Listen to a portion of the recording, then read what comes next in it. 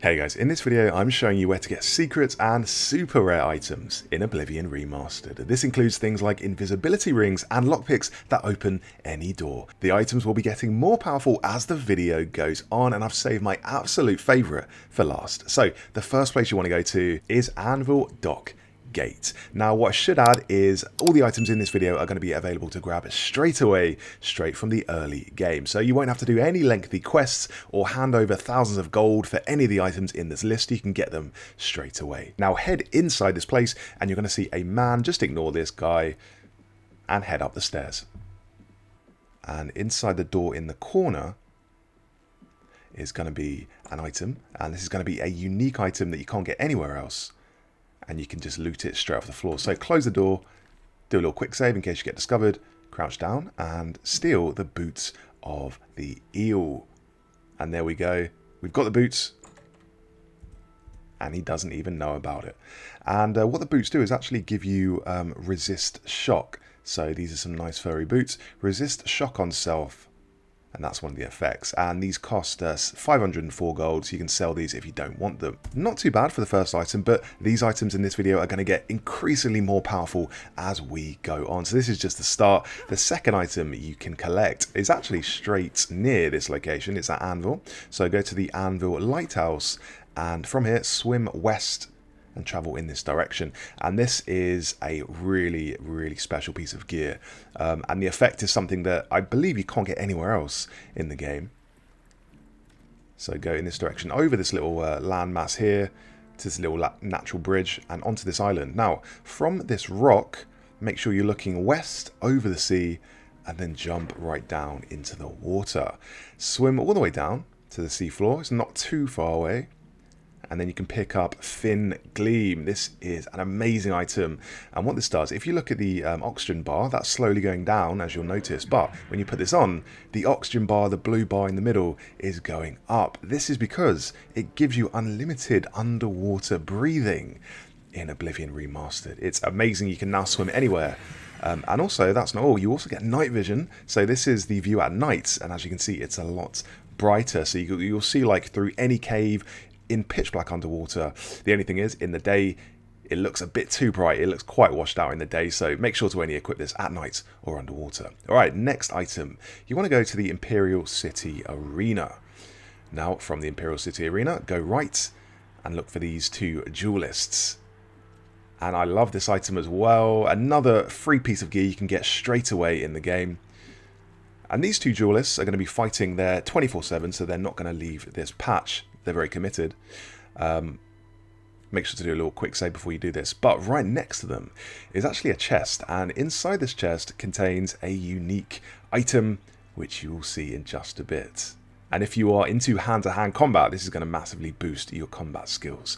So, crouch behind this pillar and they cannot see you. And now you can lockpick the lock. Although, as you'll notice, it's a very hard lock, so what to do if you haven't got the security skills? Well, there's an easier way to get inside this chest. What you want to do is equip a ring of invisibility. Now, if you don't have this, I actually will show you where to get a ring of invisibility later on in the video. So, using this ring is going to make this really easy because you can go and pickpocket one of the fighters for the key, and this key is going to let you open the chest.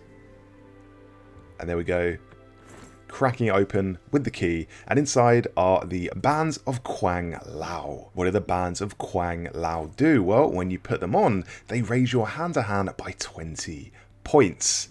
So put your swords away and you can go fist to fist with the Bands of Kuang Lao.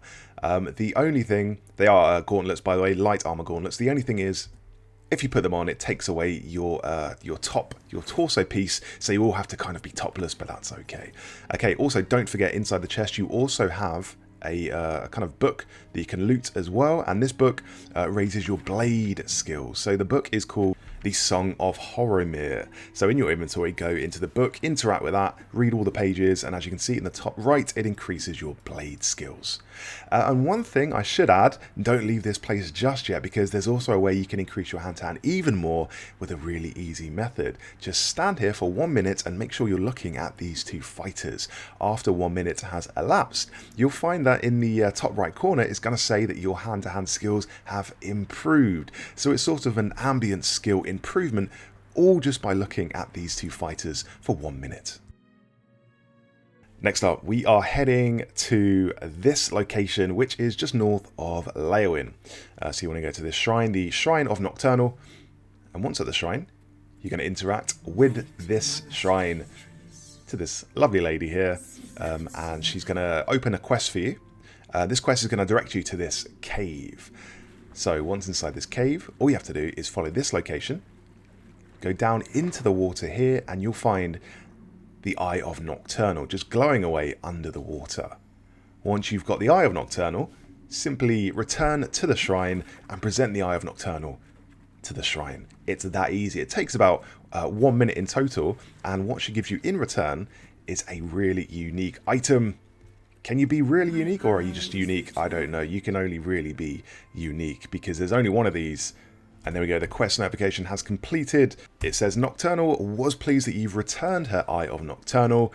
And what you get in return is the skeleton key. This is an amazing item. Again, there's only one of these. And you can sell it for 5,000 gold. But do not sell this because you won't find another one in the whole of the game. How it works is this. So you can now open any lock from medium to hard to very hard, just by doing it manually. This is one way to do it. You can do it manually and the lockpick will never break. So you can fail as much as you want, but there's an easier way to use the skeleton key. All you do, I'm going to show you this, back out, go back in, and all you do is press X to auto attempt. So you can auto attempt as much as you want. There's no penalty. You're not going to break your lock, and it's going to make you be able to open any lock, including the very hard chest we just saw at the arena. So maybe get the skeleton key and then go after the band of Quang Lao once you've got the key. Next up, we're sort of in a similar area, just north of Leowin. You want to go to this tomb. So head into the tomb. This is called Amelian Tomb, and you're going to be able to find really rare armor in this tomb, and probably some of the best armor in the game. I love this armor. It looks so good, and plus it comes with effects as well. So firstly, the first armor is the gauntlets. Brusef Amelian's gauntlets are right in front of this crumbled down rock wall. These rocks are going to crumble from the ceiling, so make sure you're not under that when that happens. Second is behind this coffin. So look behind the coffin and you will see some armor here. As you can see, I've already looted it, but this is exactly where it will be in your game if you haven't looted that yet. From this location, turn around and then go right and interact with the pull rope, and you're going to lower this rock. And these items are really hard to find in the darkness, so this is why I'm showing you the full walkthrough, because without this, it's really hard. I was here for about an hour just looking in all corners. Here's another piece, Brusef Amelian's shield right there. And how hard is that to spot if you didn't already know where that is? Like, fin gleams will probably come in quite handy here because it does have the night vision. So if you do have fin gleams, maybe equip this just to see it a bit more. Or, you know, you can raise the brightness on your monitor. That also works. Keep going through here and then into the tomb. And right here, laid out on this slab, are going to be the sword and the helmet. And then turn around here and we have the greaves, Brusef's Amelian greaves. Also, just to add, you can see the ectoplasm on the ground just then, the green kind of glowing goo on the ground. Make sure to pick that up because that's also going to come in handy later on in this video when I show you another quest to do. So make sure to grab that ectoplasm. Okay, onto the last piece of the armor in this tomb. Keep going this way. I'm getting a bit confused here. But just bear with me because it's dark. This is a dark tomb. Never mind the skeleton. Go straight forward, and then on the ground next to the chest is the helmet, and that finishes off a Brusef Amelian's entire armor set. So go outside through the door, and here's exactly what the armor set looks like. That is lovely. So we have the helmet, the cuirass, the greaves, the gauntlets, the sword, and the shield. And you can see this sort of blue glow coming off it. That's because this armor actually has frost resistance. So it's got a frost shield, which means anyone that does frost damage to you, you're going to be able to just tank that amazingly. This is ebony armor, which is really expensive, really lovely armor. And even if you don't need the frost benefits, it still just looks really, really nice. And speaking of frost, we are about to get quite frosty because we are heading to Dive Rock. This is located here, and from here, you're going to find Agnar's camp. Agnar is not around, but from this camp, we don't need Agnar because we're going to find a frost troll. So head east-southeast from the camp, and just a little while away, maybe 100 meters down the road, we're going to see a frost troll. Sort of an invisible frost troll, and quite a tough one. Take this frost troll out, however you do it, and inside the body of this troll is going to be the frostworm bow. This is one of the best early bows you can get in Oblivion Remastered. This gives you frost damage on strike, so it's a frosty bow, and it's really, really good. You should definitely pick this up if you're into bows. You can get it again straight away in the game. Next up, we're going to this shrine, which is between Skingrad and Kvatch. This is Meridia's shrine. So head to this shrine and interact with the shrine just like we did with the Shrine of Nocturnal. This starts a quest, and the quest directs you to Howling Cave.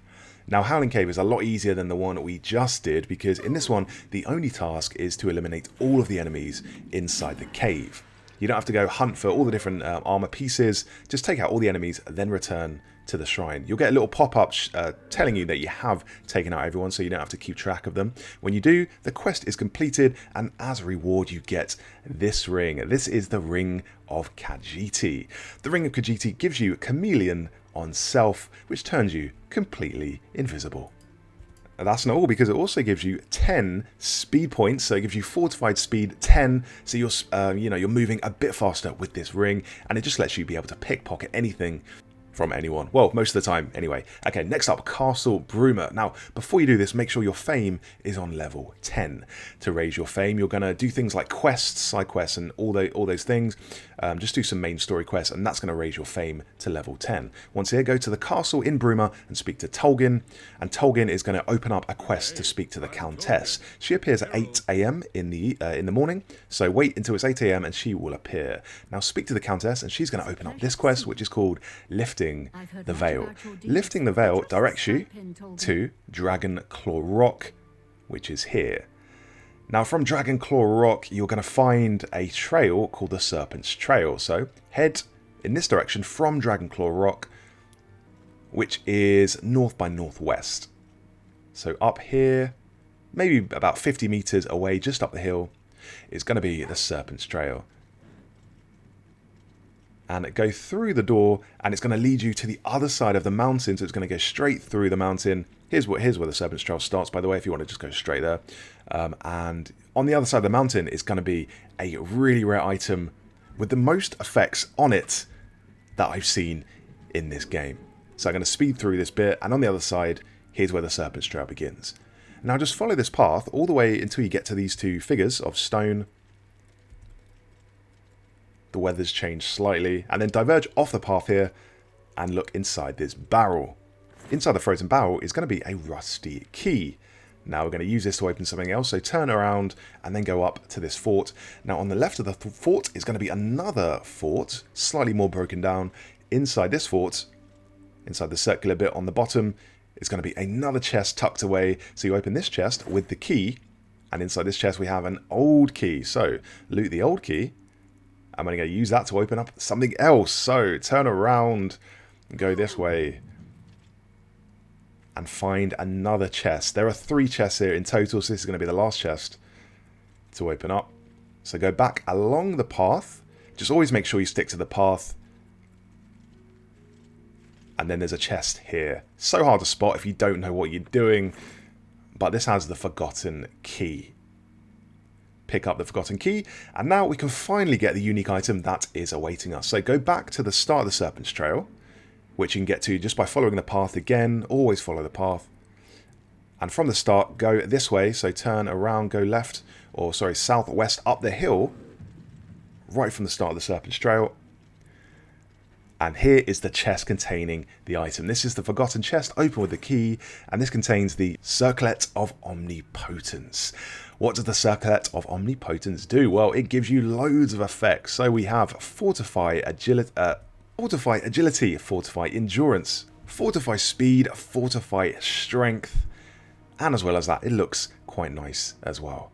And sorry, I forgot to say, fortify willpower. So pretty much everything is being fortified while we've got that ring on.